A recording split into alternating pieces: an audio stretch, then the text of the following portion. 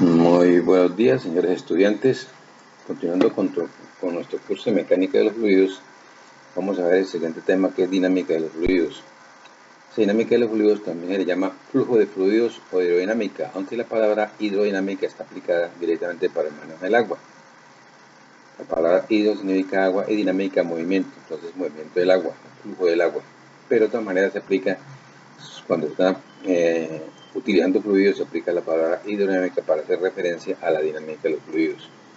Aunque la dinámica de los fluidos es una palabra que es más general. Y en la dinámica de los fluidos tenemos flujo. Flujo es un movimiento de una sustancia o masa en una dirección determinada.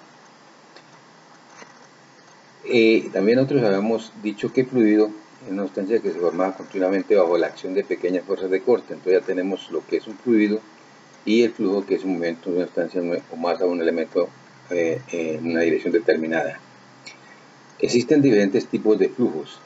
Tenemos flujo permanente o estable, es cuando las condiciones no cambian con el tiempo, es decir, siempre permanece la misma velocidad, no importa que se tome en cualquier tiempo, siempre permanece la misma velocidad, siempre permanece la misma presión, siempre permanece la misma viscosidad. O sea, eso no cambia con el tiempo. Se mide ahorita o entre 3 horas o 4 horas, la velocidad va a ser la misma, la presión va a ser la misma. Ahí tenemos el gráfico de la izquierda, que tenemos un flujo permanente. Esa velocidad de flujo a la salida depende de la altura. La velocidad de flujo de la salida por la tobera del tanque depende de la altura. Entonces, como la altura siempre permanece constante, entonces la velocidad va a ser constante y no va a cambiar con el tiempo. Y tenemos flujo uniforme. Flujo uniforme es cuando las características no cambian con la distancia. Es decir, si yo tengo entre el punto 1 y un punto 2 que distan un valor determinado, y yo calculo o determino la velocidad en el punto 1, entonces la velocidad del punto 2 va a ser la misma. O sea, no cambian con la distancia. Puede ser que con el tiempo cambien. Si cambia la velocidad de 1 con el tiempo, entonces la velocidad V2 tiene que cambiar la misma cantidad para que parezca el flujo permanente. Permanente u uniforme. Además, no permanente u uniforme. Bueno, entonces podemos tener que en una tubería, por ejemplo, que se ensancha, podemos tener un flujo permanente. Generalmente uno de los problemas lo manejamos con flujos permanentes o estables. En la parte, por ejemplo, de termodinámica, que han visto los muchachos de ingeniería biotecnológica, pero en termodinámica se trabaja mucho con flujos permanentes o estables. También ahí se emplean flujos transitorios cuando ya cambian con el tiempo. Si esas características del fluido cambian con el tiempo, se dice que el flujo es transitorio, va cambiando con el tiempo. Flujo no permanente es precisamente cuando cambian las características, es el caso contrario del flujo permanente. Y el flujo uniforme es cuando no cambian con la distancia. Si se ve una determinada distancia entre dos puntos, entonces la velocidad del punto 1 tiene que ser igual a la velocidad del punto 2 para que el flujo permanezca uniforme. Entonces, esa es la distinción inicial que hay referente a los flujos. Uno, cuando va a estudiar un flujo, tiene que indicar primero qué tipo de flujo permanece. Si es un flujo permanente, si es un flujo uniforme, si es un flujo no uniforme, si es un flujo transitorio, etc. Tiene que indicar eso cuando se empieza un estudio de un flujo, de un problema, para indicar qué características tiene y cuáles fórmulas deben de aplicarse para ese determinado flujo. También hay dos tipos de flujos muy importantes, que es el flujo laminar y el flujo turbulento, que se estudian mucho, por ejemplo, en la mecánica de los fluidos, cuando las velocidades de fluidos son subsónicas. Ya veremos esto más adelante. El flujo laminar es cuando el número de Reynolds es menor a 2000, y el flujo turbulento es cuando el número de Reynolds es mayor a 4000. El número de Reynolds es un parámetro adimensional, que es igual a la velocidad del fluido por el diámetro sobre la viscosidad cinemática.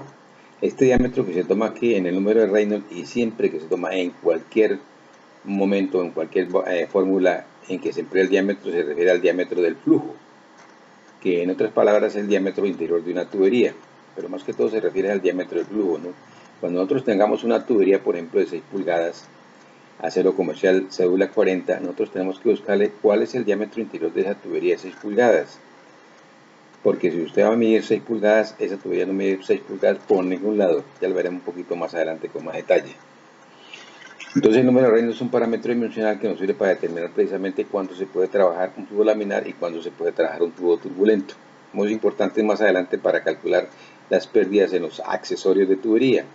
Y accesorios de tubería son, por ejemplo, los codos, válvulas, telles, contracciones, expansiones, etc. Lo que no es tubería es accesorio de tubería. Entonces la velocidad por el diámetro de su viscosidad cinemática. Esta velocidad que tenemos aquí es la velocidad promedio, porque más adelante veremos, cuando estemos con más detalle los flujos laminares y turbulentos, que hay un perfil de velocidad distinto para cada flujo.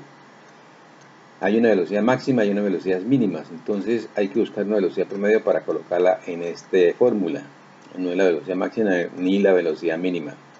Entonces la velocidad es la velocidad de flujo que viene en metros sobre segundo, el diámetro que viene en metros y la viscosidad cinemática, que son metros cuadrados sobre segundo. Entonces eso nos queda sin dimensiones. Nosotros colocamos las dimensiones de las variables, hacemos un análisis dimensional y ese número nos queda, ese valor nos queda sin dimensiones. Entonces es un parámetro adimensional. También hay otros conceptos, por ejemplo, línea de corriente. Es una línea imaginaria en el seno de un fluido que indica la dirección de este. Todo el flujo se puede representar mediante unas líneas de corriente, como se aprecia en la figura. Ahí tenemos una línea de corrientes que en la parte donde el diámetro es mayor, pues las líneas están un poco más espaciadas, y en el diámetro que es menor, entonces se juntan mucho las líneas. Estas líneas de corriente representan la dirección que tiene el flujo en un momento determinado. Esas líneas no se cruzan ni se montan. No se pueden cruzar ni se montan, es una línea propia. Uno, cuando va a hacer un análisis de un fluido, agarra una línea o toma una línea de corriente y coloca dos puntos. Por ejemplo, aquí en este caso del venturímetro, esto es un venturímetro o una reducción, luego se convierte otra vez en ampliación.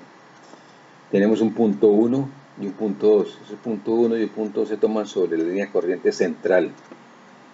Pero de todas maneras, como esa línea de corriente central lleva una velocidad máxima, de todas maneras, esa velocidad que toma ahí es la velocidad promedio, que es el promedio de las velocidades de todas las líneas de corriente. Entonces uno busca una línea de corriente para aplicar esos puntos 1 y el punto 2. Calculamos una velocidad 1 y una velocidad 2. Aquí la velocidad 1 es menor que la velocidad 2, porque como hay un estrechamiento, entonces toda la cantidad de flujo que pasa por 1 tiene que pasar por 2, entonces tiene que aumentarse la velocidad del punto 2. Entonces, a medida que se reducen los diámetros, se aumentan las velocidades. Y si se aumentan las velocidades, se disminuye la presión, por aquello de que la energía ni se crea ni se destruye, ¿no? Siempre se conserva. Entonces hay que conservarse la energía. O sea, la energía del punto 1 va a ser igual a la energía del punto 2, como lo veremos un poquito más adelante. Entonces, un flujo lo puedo representar yo por un montón de líneas de corrientes y tomar la línea de corriente más apropiada para aplicarle diferentes fórmulas. Y el tubo de corriente es un tubo hecho por las líneas de corriente que pasan por un área. Es la envolvente de las líneas de corriente. Aquí podemos apreciar varias líneas de corriente.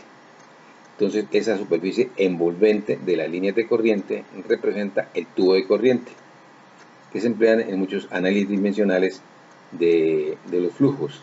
Cuando el flujo tiene, por ejemplo, una reducción, cuando el flujo tiene un ensanchamiento, cuando el flujo tiene un codo, cuando aparece un codo, se pueden apreciar que las líneas de corrientes interiores se abulpan en la parte exterior de ese codo.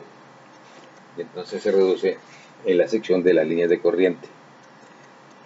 Entonces, un concepto muy importante es que usted sepa manejar lo que es un flujo laminar y lo que es un flujo turbulento. Aquí generalmente pues solamente se aplica con respecto a 4000 y a 2000. Entre 2000 y 4000 hay una zona de incertidumbre, que se puede presentar flujo laminar o se puede presentar flujo turbulento. En esa zona no se trabaja. Se trabaja en la zona de flujo laminar o en la zona de flujo turbulento, pero no en la zona entre 2000 y 4000, que es una zona de incertidumbre. Generalmente los problemas de dinámica de los fluidos se trabajan con flujos turbulentos, cuando el número Reynolds es superior a 4000. Y ese número Reynolds es un parámetro dimensional que se aplica cuando la velocidad del flujo es subsónica, es decir, está por debajo de la velocidad del sonido. Ya cuando la velocidad del fluido o del móvil es sónica o supersónica, ya no se emplea el número de Reynolds, se emplea el número de Mach, que indica cuántas veces es la velocidad del móvil con respecto a la velocidad del sonido, la velocidad del sonido en el aire. Bueno, entonces aquí tuvimos flujo laminar y tuvimos flujo turbulento, líneas de corriente y tubo de corriente.